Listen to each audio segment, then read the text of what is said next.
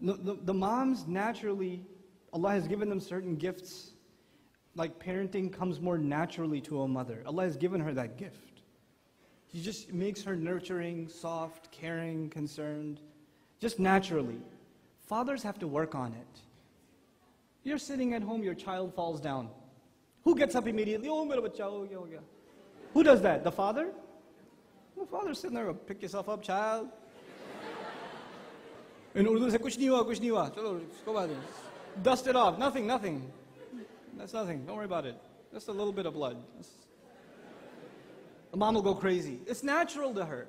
I'm telling the fathers here, if we want our children to be raised in Islam, the first thing we need to be is their best friend. And that takes work.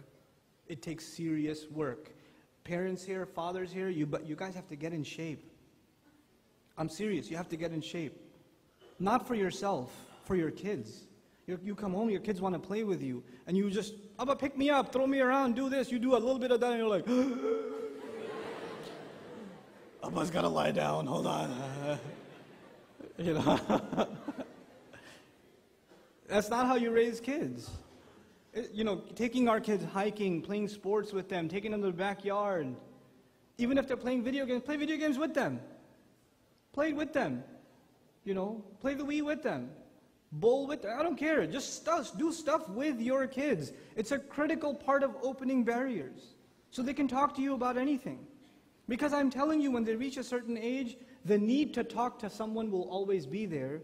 You would rather that person be you, not some non-Muslim friend who will give non-Muslim kinds of advice.